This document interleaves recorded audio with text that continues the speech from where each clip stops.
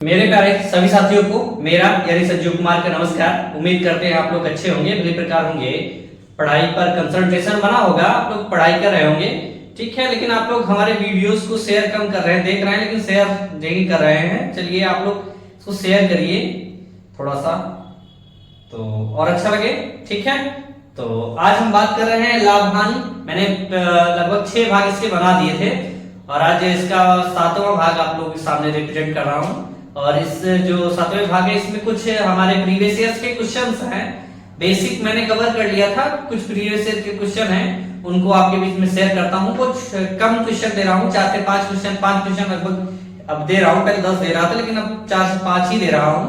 और एग्जैक्टली जो दिक्कत है आप हमें बताइएगा और इन क्वेश्चंस को सॉल्व करिए, आंसर बताइए और जो भी हो समस्या बताइएगा। चलिए देखते हैं हमारा अगला क्वेश्चन, ठीक है। कह रहा है एक टेप रिकॉर्डर को रुपया कितने में बेचा गया? 1040 रुपए में बेचा गया, ठीक है। जब 1040 रुपए में बेचा गया तो 4% का लाभ हुआ। कितने परसेंट का लाभ? 4% का लाभ हुआ, ठीक। तो अगर कह रहे हैं रुपए 950 में बेचे तो उसे कितने परसेंट का लाभ या हानि होगी, ठीक। तो अगर हम देखें भाई लाभ 4% का हुआ तो खरीदा कितने में होगा? अगर परसेंट की और बात करें 100% में खरीदा होगा, बेचा कितने में होगा?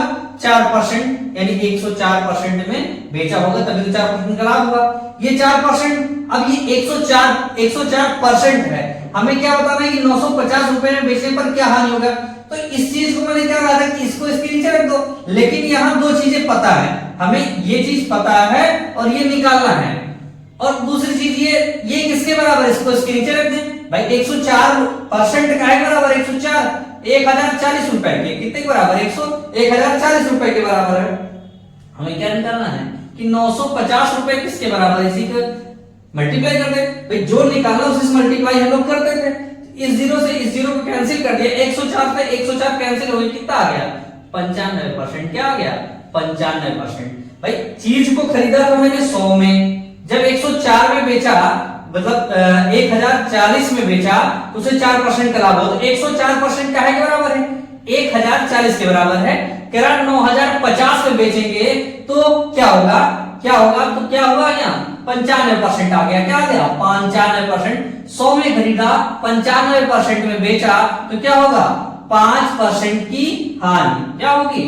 5% की हानि। क्या हो जाएगी? 5% की हानि। अगर कुछ सामान 31 रुपए में बेचने पर सेल्समैन को अपने उत्पाद से 7% की हानि होती है। कितने रुपए में बेचने पर? अगर उसको 31 रुपए में बेचा जाता है तो अपने उस उत्पाद से 7% की हानि, यानी 100 में खरीदेगा 7% का हानि मतलब 93 में बेचेगा। कितने में बेचेगा? 93 में बेचेगा, तब 7% की हानि होगी। तो कह रहा है 35 रुपए में बेचे। कितने रुपए में बेचा जाए? 35 रुपए में बेचा जाए तो कितने परसेंट का लाभ या हानि होगी, ठीक। तो 93% का है बराबर है। देखो 31 रुपया है, ये 93 हमारा का है के बराबर है? 31 रुपए के बराबर है। हमें क्या निकालना है कि 35 में कितना परसेंट आएगा। भाई हमें 100% दिया, 93% दिया और ये 93% हमारा 31 रुपए के बराबर है, तो हमारा 35 रुपए का है के बराबर होगा। ये देख लीजिए, तो 31 एकम 31, 31 तिहाई 93, कितना हुआ? 31 तिहाई 93 और 35 तिहाई कितना हो गया? 105। कितना आ गया? 105%। मतलब अगर वस्तु को 100 में खरीदा तो कितने में बेचेंगे? 5% में बेचेंगे, यानी 105 में। किसमें क्या होगा? 5% का लाभ होगा। यानी अगर वस्तु को 35 रुपए में बेचा जाए तो क्या होगा? 5% का लाभ। उम्मीद समझ में आया होगा भाई। वस्तु को हमने 100 रुपए में खरीदा, अगर नॉर्मल परसेंट की बात करें तो 7% हानि मतलब 93% में बेचा होगा। कह रहे नहीं, उसको 31 रुपए में बेचा गया तो ये 93% की हानि हुई। तो 93% रुपए में किसके बराबर है? 31 रुपए के बराबर है। हमें कह रहा है कि 35 रुपया किसके बराबर है? तो 35 रुपया काहे के बराबर हो गया? 105 के बराबर हो गया। 100% में खरीदा गया, 105% में बेचा गया, क्या हुआ? 5% का लाभ। ये हमारा आंसर हो गया, ठीक है। ये पिछले टाइप क्वेश्चन का था, एकदम सेम उसका टाइप था। चलिए बढ़ते हैं अगले क्वेश्चन की तरफ। कह रहा एक दुकानदार ने अंकित मूल्य पर आधी छूट दे दी, तब भी उसे 10% की हानि हुई, यानी उसने 10% हानि पर वस्तु को बेची, तो उसका लागत मूल्य क्या होगा? इसमें ऑप्शन दिए हैं, ऑप्शन के चेक करते हैं। इसमें मार्क प्राइस और कॉस्ट प्राइस का रेशियो निकालना है। क्या निकालना है? मार्क प्राइस और कॉस्ट प्राइस का रेशियो। तो हम पहले देखते हैं क्या है। कह रहा एक दुकानदार ने अंकित मूल्य पर अधिक छूट देने के बाद बस 10% की हानि हुई। 10% की हानि हुई मतलब वस्तु को 100 में खरीदा तो 10% की हानि हुई 90 आ गया। क्या आ गया? 90। ये कब आया? जब वस्तु पर 50% की छूट दी गई। क्या करेगी? 50%। 50% मतलब 1/2, यानी ये 90 काहे के बराबर है? 1 के बराबर है। क्या काहे बराबर? 1 के। और हमें क्या निकालना? 2। ये तो 50% की छूट हुई ना, 50% की छूट ये हुई, तो 90 दूना कितना हो गया? 180। अगर इसका क्या है? कॉस्ट प्राइस यानी सीपी 100 है तो उसका मार्क प्राइस क्या है? मार्क प्राइस क्या निकला? 180। उसका निकल आया मार्क प्राइस 180। ये क्या है? SP selling price. ये क्या है? SP selling price. तो जो ऑप्शन दिए हैं इसमें मार्क प्राइस और कॉस्ट प्राइस में दिया है, उसका लागत मूल्य यानी कॉस्ट प्राइस क्या होगा? तो सीपी अपॉन एसपी निकालें। CP upon MP mark price. तो सीपी कितना है? 100 है और मार्क प्राइस कितना है? 180। ये दोनों जीरो कैंसिल हो गए, 2 से काट के 2 पंचे 10, 2 9 18 कितना आ गया? सीपी अपॉन एमपी का रेशियो कितना हो गया? 5 अपॉन 9 यानी 5/9। तो कॉस्ट प्राइस निकालना हमें। क्या निकाला? Cost price. तो सीपी बराबर क्या होगा? 5/9 इंटू एमपी यानी मार्क प्राइस का 5/9 क्या होगा? Cost price. ये ऑप्शन होगा। ये ऑप्शन आपका दिया है किस नंबर में? सी नंबर में दिया है, यानी सीपी बराबर मार्क प्राइस का 5/9। ये आपका आंसर हो जाएगा। ठीक है, चलिए अगला क्वेश्चन देखते हैं। एक साइकिल विक्रेता 10% की छूट देता है। कितनी छूट देता है? 10% की छूट देता है, यानी 10% बराबर कितना? 1/10 के। तब उसे 26% लाभ होता है। 26% को हम निकालेंगे कितना आ जाएगा? 13/50। ये आ जाएगा 13/50। इसको मैंने फ्रैक्शन में बदल दिया। कह रहा है एक साइकिल विक्रेता 10% छूट देता है फिर भी 26% का लाभ कमाता है। साइकिल का अंकित मूल्य कितना है? 840। ये क्या है? इसका मार्क प्राइस है। क्या है? मार्क प्राइस 840 रुपए है। तो कह रहा है साइकिल के लिए कितने रुपए का भुगतान करता है? कौन? साइकिल विक्रेता। इसके लिए कितना रुपए का भुगतान करता है? ये तो उसका मार्क प्राइस है। क्या है? Mark price. तो मार्क प्राइस है, इस पर ये कब है? इस पर 10% की छूट देगा ना, वो क्या करेगा? 10% की छूट, यानी क्या है? बराबर 10 के बराबर हमें क्या निकालना? 9। तो हमें ये पता चल जाएगा उसने बेचा कितने में था। उसने साइकिल विक्रेता ने साइकिल को बेचा कितने में था, लेकिन पूछ कह रहा है कि उसने इसके लिए कितना भुगतान किया, उसने इस पर कितना लाभ कमाया? इतना। 26% का लाभ कमाया, यानी ये काहे के बराबर है?